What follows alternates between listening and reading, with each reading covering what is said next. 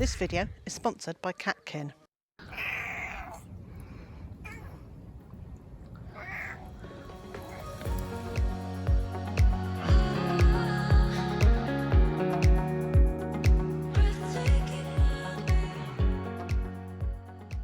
What a fantastic time of year this is. It's early March. We've got clear blue skies with just a few white fluffy clouds, and it feels like summer is really on the way. But stop before you get any further. Here are a few things to think about before you start sowing your seeds and planting into your garden. This is a method that I use to calculate how much I'm going to grow each year. And yes, I do the calculation every year because it's always changing. So before you rush to put compost into seed trays and get all those seedlings out, there are a few things that you can do to make sure that you really get the most from your garden this year. There are a couple of things that you need. One is a pen and pencil, and the other is a couple of bits of paper. Start by listing all the things that you really feel you can't do without this year. And for some people, that would be a great supply of potatoes. For others, it will be parsnips or greens, or it might be fruit. But whatever it is, make sure you add it to your list. And then go on to the things that you would like to grow. The things that would be, oh, it would be nice if I could have. And then finally, you're going to write down what you can grow in your area. So it might be that you're living in a very hot climate. It could be that you live somewhere really cold, or it could be that you're in a temperate climate like we are in the UK. But whichever it is, you need to know what you can grow in your area. Now, if you have a greenhouse or a polytunnel or even a shade tunnel, that's going to extend the range of the things that you can grow. Hello, girls.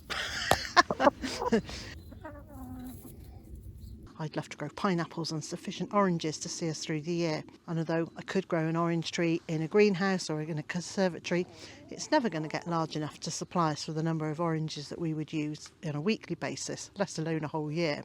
And the next step is to have a look back at how last year's growing season went. There are cauliflowers. Oh, well, they've actually got cauliflowers in the plants. Hurrah! But something's gone wrong. Something's gone very wrong.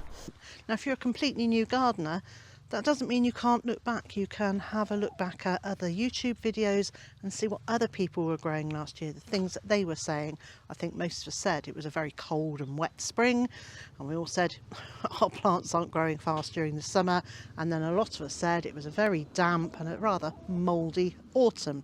In fact, all year round it was not a great growing season, which just goes to show you can't expect every year to be great. And if you don't set your expectations too high, you're less likely to be disappointed. I think that the looking back and the assessing what's happened in the past is one of the hardest things to do, because it feels like you're being critical.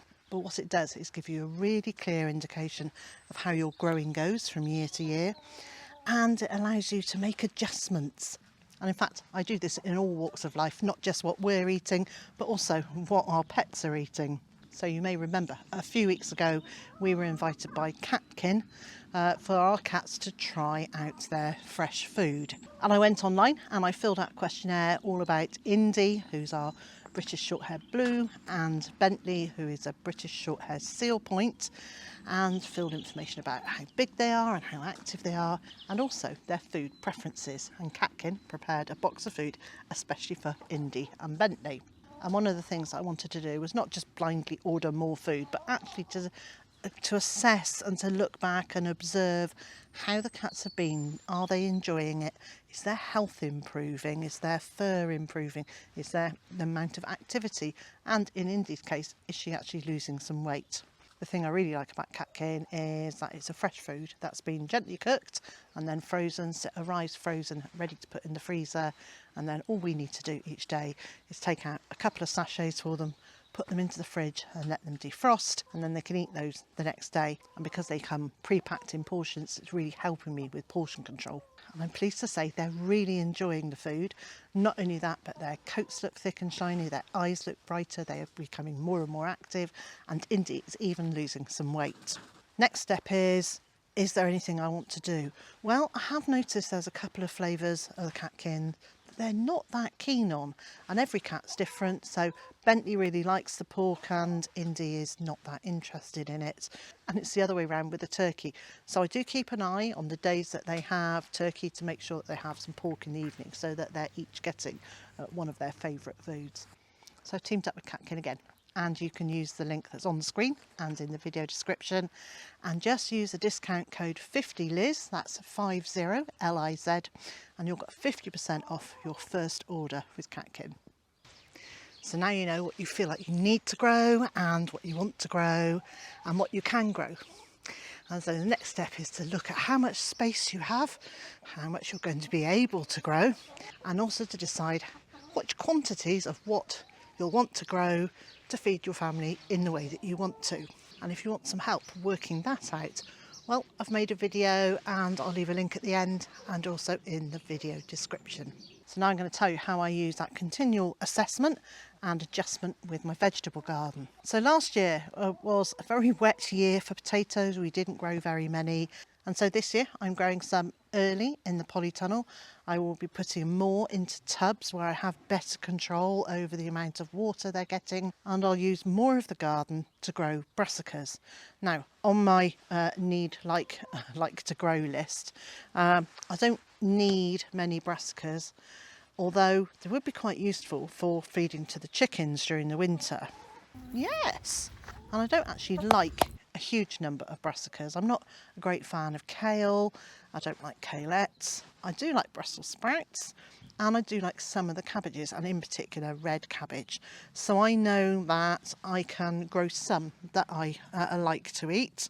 And Mr. J is not a fan of Brussels sprouts, but that's okay because I can eat them all. But he does like some of the cabbages as well. And one of the joyful things that I know is actually I can grow all the brassica family here really without much problem at all. It's cool enough, there's plenty of moisture in the soil, and I've got a pretty good system in terms of keeping them netted to keep butterflies off so they don't get eaten by lots of caterpillars. And one of the other things that we know we really like are winter squashes, and although I grew 8 plants of butternut squash last year, that wasn't really enough for us. So this year I'm going to be growing more butternut squash, some uchiki squash, and also some blue Hubbard squash. And it's that learning and knowing and constantly changing and adapting and assessing that's really going to allow you to get the absolute best from your garden.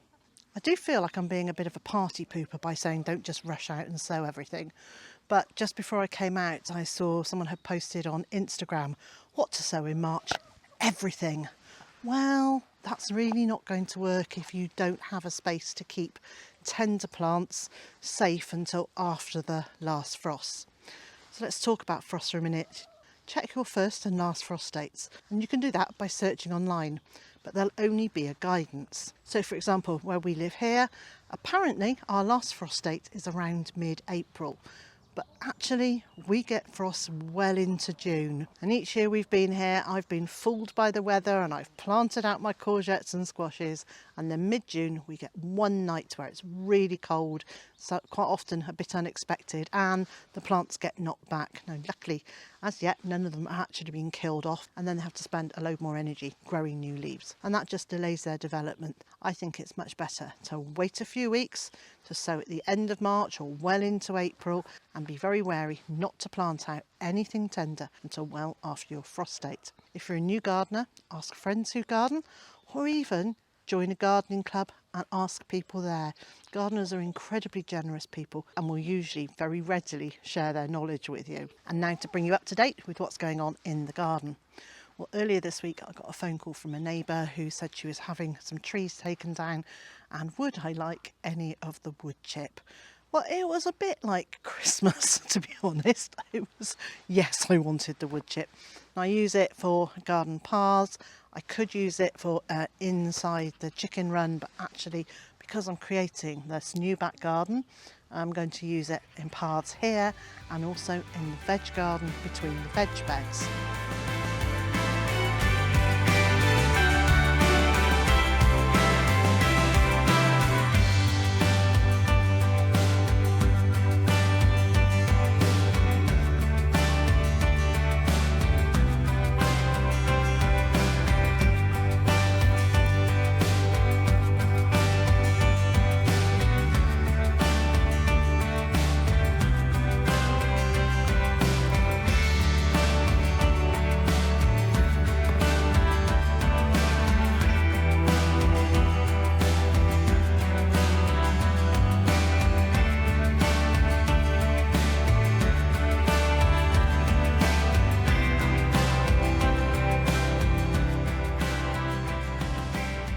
So I've started moving that, and I'll be doing that a little bit at a time. I learnt the hard way at our previous home when I decided to move a whole load of wood chip in one day, that actually I just ended up getting RSI, and I ended up with the most awful pain all around my ribs, and then I couldn't move any wood chip for weeks and weeks and weeks. So, lesson learnt. I'm doing 1 or 2 barrow loads per day, and that allows me to do other things around the garden too. I'm continuing to fill the new bed that I started creating last week, but that's not ready for planting yet. And I've certainly done quite a lot of sitting inside, looking at lots and lots of seed packets, deciding which things I'm going to be planting and when. And over the next couple of weeks I will start sowing brassicas and leeks. I'll get some more seed potatoes planted, as well as lots of salad leaves. I think when it's so sunny and the skies are blue and all the birds are singing, it can be really easy to forget how cold March can be. But just a quick look back at previous Marches where we've had several inches of snow, or even 2018 when we had the beast from the east, we had a lot of snow and it was really cold. And I think the look back serves as a reminder not to rush to get things into the ground too quickly. However, in most parts of the UK, it is time to start sowing some seeds. And if you want to know what you can sow in March, it will help you calculate how much you would need to grow for your family to be self-sufficient. You'll find the link for both of those videos on the screen and also in the video description.